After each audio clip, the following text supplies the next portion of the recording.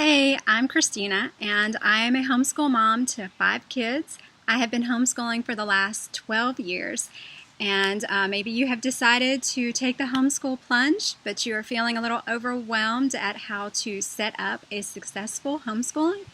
Well, if that is the case, I want you to put your shoes on because I'm going to walk you through the 6 steps to get your homeschool up and running successfully.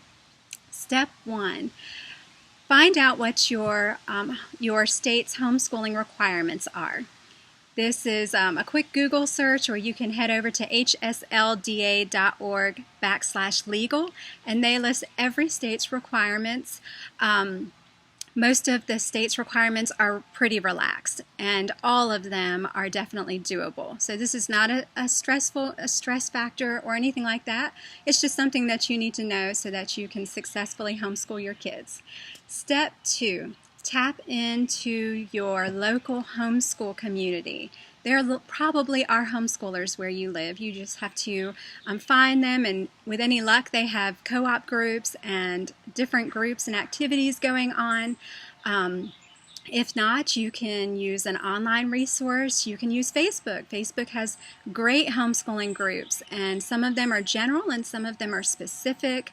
Like maybe there's a Charlotte Mason group or a classical educator group, or even there might be a homeschool group for your state or even your city, which would be awesome. The other thing you want to do is find a seasoned homeschool mom. So this could be in your community, bonus points if she lives near you, but you could also find one online, maybe in one of those Facebook groups.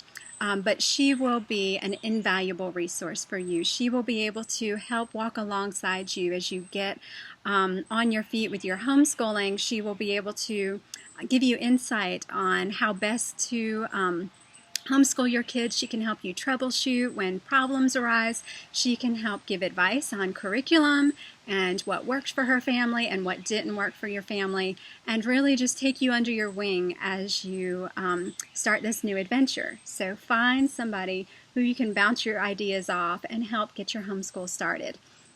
The other thing is, as far as what, in addition to Facebook groups, is just joining different co-ops and things like that that will help you and your children make some homeschooling friends, which will really help get your homeschool off to a great start.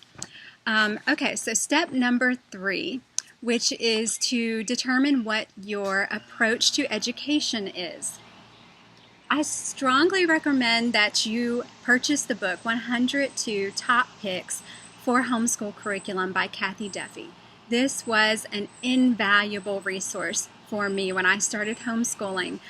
She will actually help you implement these next few steps that we are going to talk about. She helps walk you through determining your approach to education, your children's learning styles, your teaching styles, and then she provides 102 of the best curriculum that's out there and will actually tell you which ones are good for your child's learning style and your teaching style. So an invaluable resource. Unfortunately, the book is really hard to get because everybody's thinking about homeschooling right now, but the ebook is available online at several different websites, but homeschoolbuyerscoop.com had the best price at the time of this video, and also that is a great resource. They provide top curriculums at deep discounts, so definitely tap into that resource. Okay, so back to number 3, determining what your approach to education is. Basically, simply put, this is, how do you want to teach? How do you want your homeschool to be, what your educational philosophy is. So if you prefer a gentle approach, if you like lots of living books and lots of time in the outdoors studying nature, you might be a Charlotte Mason educator.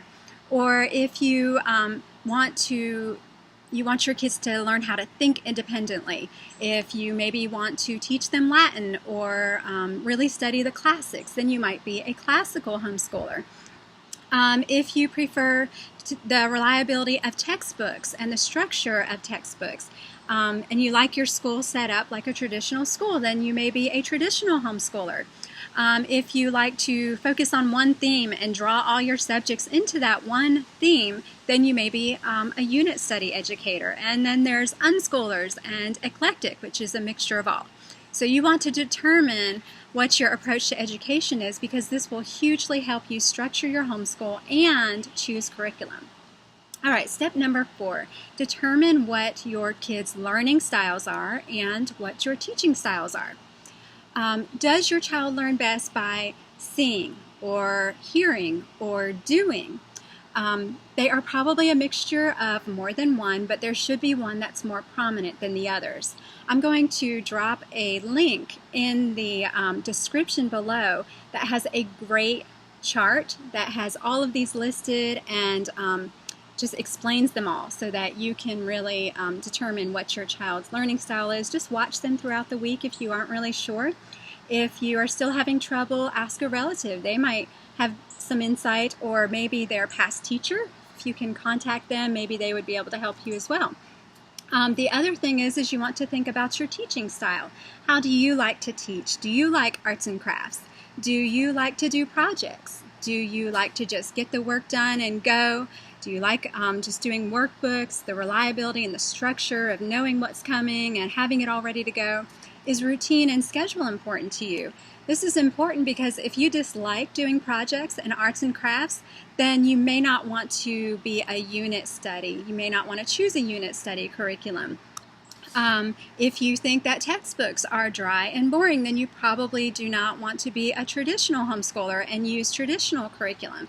So this helps you determine the best curriculum for you to choose.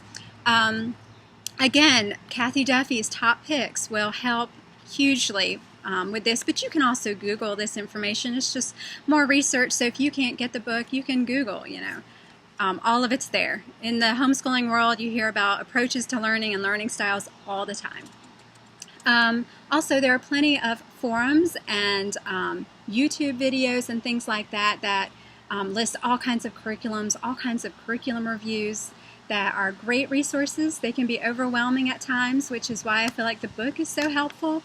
And then also having that seasoned homeschool mom, she's probably used some of the stuff that you'll be interested in, so she'll be a great resource too. And the last step 6, is to set up your homeschool. So you need to think about, do I need one bookcase for all of my family's work, or do I just need one shelf for my teaching resources? Maybe your child would be best having a crate to hold all their stuff in, or a book bag, or a tote bag. So, if you want to homeschool out in the yard or at a park, you can easily carry it wherever you need to go. Do you want your kids to school at a desk or at the kitchen table or on the couch or all of the above? Then you need to make sure that you have your homeschool set up to accommodate that. Get your curriculum organized and ready. What resources do you need to have on hand? Get all of that together and you will be able to homeschool successfully. You'll be able to throw on that superhero cape and rock your homeschool. I hope this video was helpful for you. And good luck in your homeschooling journey. Take care.